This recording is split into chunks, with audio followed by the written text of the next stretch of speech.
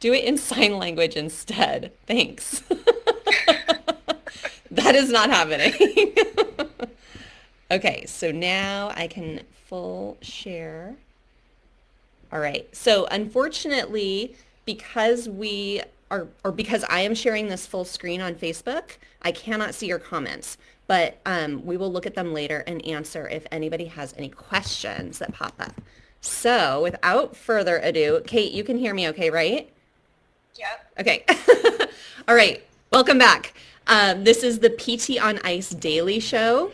We're coming at you with the Institute of Clinical Excellence. My name is Dr. Sarah Heron. I am joined with Dr. Kate Blankshane, and we are here to talk today about clear is kind and how to stop being awkward about money.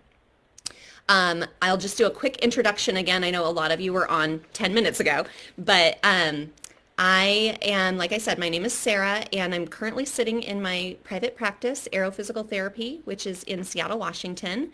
And I co-teach the PT Practice Ownership course, which used to be called the Out of Network course through ICE, with Kate. And Kate is sitting at Raleigh Physical Therapy, which is in Highland Park, just outside of Chicago. And she also co-teaches with me, and we co-own Full Draw Consulting, which is a business coaching company designed to help people get their practice off the ground, grow their practice, network with other people in the same boat. So we want to talk today about how being clear is actually something that we all struggle with. And so what am I trying to say here? I think that the reason that we want to go on and start talking about this stuff is that we just have some different messaging. And so we're going to be coming at you a couple more times with different concepts, and we already are starting to do that are going to help you with this practice ownership stuff. So we just wrapped up our most recent cohort, and they did great, and they're really starting to employ a lot of these new concepts. And so we can't wait to have the rest of you join us in January. All right, somebody just wrote that they have joined that class. All right, so before we get started with the podcast, one last announcement is to make sure that you're getting signed up for Hump Day Hustling. That is the email that comes every Wednesday. And if you just go to ptonice.com, scroll all the way to the bottom and click on that, then you can get signed up. All right, so without further ado, I'm going to let Kate introduce our topic today. Okay, so like Sarah said, we're talking about this idea of clear is kind. And in this case, we're talking about not being awkward about money. So we're continuing our topic from a couple weeks ago, if any of you joined us then. And it's this idea that was kind of started by Brene Brown, this idea of clear is kind, where we often avoid uncomfortable conversations because we are afraid of upsetting the other person, or we don't want to be uncomfortable, and we just push past it, which is really just doing a disservice to them and to ourselves. So we're taking this idea of clear is kind into our practices, and not just business ownership, but your life as a PT, working with patients, just working with people in general. And so this topic for today about money, so what we see in general is that PTs tend to be very uncomfortable and awkward talking about money. And I think that part of this comes from this idea that we are healthcare providers and we're used to this bigger medical model where we don't really have to deal with money. Like if you work in a hospital or you work at a high volume outpatient clinic, like that's not really in the front of your mind. And I think in PT school too, like we're taught about coding and billing and how these things are associated with insurance codes, but we don't really conceptualize that as money, especially not something that the patient is going to have to pay. So we get in this mindset in PT school, which is actually good, where we're focused on our plan of care and what we're supposed to do for the patient, and we're not worrying about the finances of it. But then what we see is when people go into private practice or they're working at a smaller clinic and suddenly they have to deal with the fact that the patient is paying for that service, we kind of freak out. And we change what we're doing and we change our plan of care. We don't know how to talk about money because it's not something that we were ever told in PT school, and it's not something that we really expected going into our career. And so I kind of like to make this this comparison to massage therapists or personal trainers, because I think sometimes we undervalue ourselves too. But I think these people go into their field expecting to ask for money because they expect that they provide a service that people pay for out of pocket. And so they feel much more comfortable assigning a cash value to what they do because people go into that appointment expecting that they're going to pay. Whereas for physical therapists, we're used to billing insurance, and then it's just out of our minds, and we're not really thinking about it. So we don't really worry about that conversation that we have to have with the patient about what it's going to cost and what they're going to owe out of pocket. So we're not entering our field with this idea that what we're doing costs money. We just have this mindset that we want to help people, we want to bring value to their lives, which is all good. But then you go into a private practice and you might be the only person dealing with money. You might be your own front office, and then you don't know how to have these conversations. So often what we see is that people just get really awkward, uncomfortable, they undervalue themselves, or they just avoid that conversation altogether. So today we're going to talk about 2 steps that we've found that can help you be less awkward when talking about money. So the first step, we'll talk about being transparent. And the second step, we'll talk about not making assumptions about what that patient values or what they're willing to pay. So Sarah's going to start out talking about that first step, which is being more transparent. Yes. Thank you. So this is a little controversial, and this comes up a lot in our courses and in our group meetings because there are really 2 camps here. Some folks think that we should not be transparent about our pricing, and we'll talk about why. And we fully believe that you should be transparent about your pricing and transparent about what you're actually offering, right? So why is this part of the way to make it less awkward? Well, you're basically setting the expectation. So we talked about this last time in terms of plan of care. We're setting this expectation that like we charge money for our services, and that's okay, right?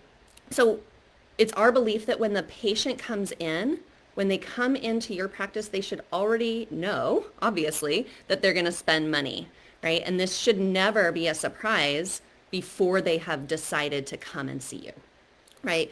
It would be very awkward if you were to charge somebody for a service that they thought they were going to be able to use their insurance for. And then now we're in this really awkward situation, right? So we want to make sure that the patient knows, A, that you don't take insurance if that is the case, or that you've talked about, whatever your model is.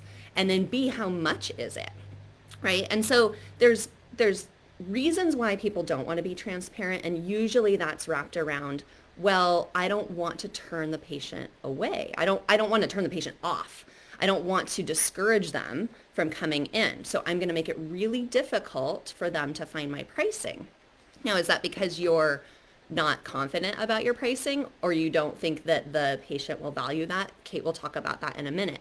But to us, if you are leading with that strategy, you're really just setting yourself up for an awkward conversation later, right? So in terms of clear as kind, when we think about this concept, this doesn't change the truth that you take cash for your practice, right? So you are going to need to be clear at some point, and clear up front and being transparent is usually more beneficial. So a couple ways to do that, right?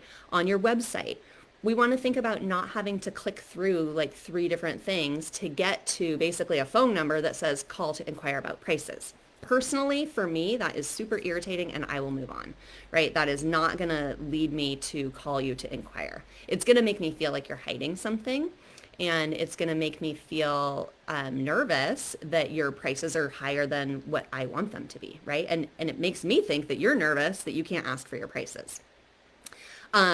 I also think if you are taking insurance, that you should be listing on there who you're in network with, right? And in Kate's case, she has a contract with one insurance company, and then the rest of the patients are essentially out of network. So that's really clear on her website, and it should be, because that clear is kind, right? And because you don't want to be having those awkward conversations, but you are going to have that conversation at some point. So if a prospective patient is going to be turned off by your prices, and if you feel like that's why you don't want to put them on your website, I think then you're just left with this idea that you're going to have to convince them later. And I think that's where the awkwardness comes in, right? You're just stuck then, telling them that they don't value their health care or that you're really cheaper than other practices and all these things that make us nervous and make us fluster our words. And so the money talk up front is maybe a little bit better. We can be really clear about this and make it less awkward the more that we put it in front of the patient. So again, before they come in, they should be really clear on this. It should be on your website. It should be on your new patient email that you send out. It should be on your scheduler, right? So that when they book the appointment, let's say that they never called you and they just booked online, they know right there that it's going to cost them $150, right? And then if you get an email that says, hey, this person booked with you and you haven't talked to them, maybe it's a good idea to shoot them an email and just say, hey, I'm so excited to meet you. Here's your paperwork. Just a reminder, we are out of network. This is what that means. If you have questions, let me know. I think that the patient values that transparency because it shows that we do care. We're of course we're financially understanding and compassionate, right? We're not trying to take advantage of people's time and money. But if we feel like we need to hide that, then we need to really reevaluate maybe what our services are worth or our own mindset around that. Finally, I think that it helps people when you have a physical list of prices in your physical space so that you can present that to somebody as they're checking out. They've already seen it on your website. You've already talked about it, right? Hopefully, this is not a surprise to them. They sought you out because they wanted care from you and they knew that you were a cash practice, right? Hopefully. So in my case, and I talked about this last time, when a patient comes in, I usually just charge them for the eval on that first day, but I warn them. I say in terms of I've already established their plan of care with them, I say to them, this is probably going to take 8 visits or whatever I think. And we can space these out and I want to be financially respectful, but I want you to think about buying a package because this is likely what we're looking at. And I just show them the sheet. It's sitting on the desk. Now with COVID, I'm like, take a look at that. I'm going to go clean the table, right? And then I can let them be awkward in their own head if they need to be about it or talk to their partner or whatever. And I'll even say to them, oops, I'm getting feedback. Okay. I'll even say to them, if you want to think about this, we can talk about it the next time you come in. Today, I'm just going to charge you for the evaluation, but I want you to be thinking about this. That way, they can think about it and we don't have to sit there awkwardly in that day. But it's okay if you do have to do that. So being transparent, that's key number 1. I'm going to pass the mic back to Kate and she's going to talk about some of these assumptions that I was alluding to. Okay. So the other thing that we talk about a lot in the course is this idea that we often make assumptions about what the patient values or what the patient can afford. And I think that first part about transparency maybe applies a little bit more to if you own a clinic. And this one I think applies to everybody because I deal with this, my employees deal with this. I think even if you're in a bigger clinic, this is still something that you need to be thinking about, especially as reimbursement starts to go down. People are starting to pay more out of pocket, even in an insurance model. So the first thing I think that has helped me is recognizing that when a patient asks you what something is going to cost, often they're just asking that question. Right. And I think it's really hard, but sometimes you literally just need to give them that information and then just sit and wait and let them process it, let them take it home, let them talk about it, let them decide if they can afford it. But often what we do, because we're uncomfortable about that price, is that we let them know the price, but then we immediately launch into this justification or explanation of why it costs that much or why we're out of network or how much value you can provide them. So they really just wanted to know what it costs, but then you suddenly start sounding defensive because you're going into this explanation of why it's so expensive and they might not be able to afford it and it really sounds like a lot, and let me just promise you that you're only going to come in 3 times and I'll get you better really fast. You don't need to do that. They haven't pushed back at all. But we have this tendency to, we're in our own heads, and we're making an assumption about what they're going to value, so we start backtracking before they've even pushed back. So I think the first step is just answering their question and like taking it at face value. And when they ask what it costs, just giving them the price. Like you're just giving them information. You're not giving them a justification for what you're doing. And then I think the second thing that we tend to do with these assumptions is that we project what we think or what we feel onto the patient. So I think we hear this a lot from practice owners where you're like, I don't know if I would pay that for PT. So I feel uncomfortable charging my patient that. And you're like, I don't know that I would be able to afford that out of network costs to go in once or twice a week. But we're projecting that onto our patient. And really, like when they're coming in to see you, they're seeing you as the specialist for a problem that they have. So if the problem is bad enough, or if they want that result bad enough, they're going to pay for it. And I think us as PTs, it's almost like we're biased too, because we also kind of know how to treat ourselves. So like you might not value PT in the same way that someone who doesn't know anything about their injury or anything about what to do would value your specialty. So it really comes down to like, do they want it or do they not want it? They can afford it or they can't afford it. And the more they want it, the more they'll find a way to afford it. So if you can just kind of sit with that without needing to justify it, you won't have to kind of backtrack and find all these explanations. Because even if it's expensive, if the patient wants it enough, they'll find a way to pay for it. And that's a decision that they need to just make on their own. And sometimes we're not willing to give them space to make that decision. So you need to be comfortable just letting them know your pricing, letting them know your whole plan of care, and then letting them take that home, sit with it, process it before you've started to respond to their pushback. So you're really just imagining sometimes. And I think like a really interesting thing that I see in a hybrid model is kind of looking at how we handle plan of care, which kind of circles back to what we talked about a couple of weeks ago, which is being clear about your plan of care. Because I often know what our patients that are in network are paying out of pocket because I see all those bills come through, but my employees often don't. So all they know is that they have an in-network patient. And what I'm seeing on the other side of it is that they're much more comfortable scheduling out that plan of care according to their actual clinical decision making for an in-network patient because they're not thinking about money. So they don't actually know what that patient is paying, but they're thinking it's covered by insurance. I feel more comfortable going through with my plan of care. But often those patients are actually paying the full cost of treatment, but the PT just doesn't know it. So it's really interesting to look at that from my perspective because it's not the patient pushing back. It's really like us limiting ourselves and limiting our plans of care because we're nervous about what the patient is willing to pay.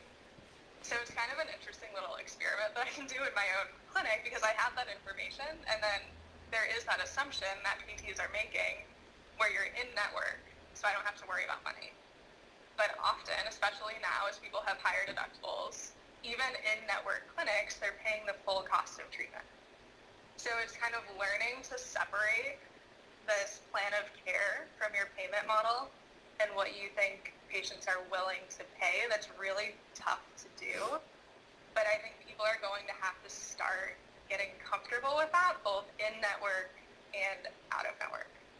So these two things really do kind of work together about being clear with plan of care and being clear with your price. Because often we're making limitations to our plan of care based on what we think the patient is willing to pay or based on what we think they're going to value. Okay. So, yeah. I'll turn it back over to Sarah. If you guys missed the first episode, which was 2 weeks ago today, that was called Clear as Kind Part 1 regarding plan of care. And like Kate said, these things really work hand in hand. So this was really important that we talked about both of it, both aspects of this, because the plan of care really, yes, we want to be respectful of finances and we want to be conscientious, but we also really do need to be using our clinical skills, right? We are physical therapists and we have something to offer, and the patient is coming seeking that information from you. You are really doing them a disservice if you don't give them what you think, right? So again, the more awkward you are about it, the more awkward it is, right? So if you are hesitant or avoidant about these conversations or defensive, then it comes off awkwardly and it comes off as if there is something to hide or not value, right? And so like Kate said, let's just try to remember that this is information and it won't be for everybody, and that's okay. And if you want to learn more about this, we'd love to see you in January, because this is a hot topic in many of our group meetings, and it's a mindset shift for a lot of people who've been instructed to do otherwise. So transparency, if there's no other takeaway today, transparency is key. That's all that we have for today. And let us know, like I said, we can't see the comments today just because we figured out how to go live from 2 places. So if you do have comments, leave them and we will get back to you. Have a great Thursday. Don't forget about gut check, and we will see you next time. Have a good week. I am going to see if I can end this now. End. End. Okay, there's that one.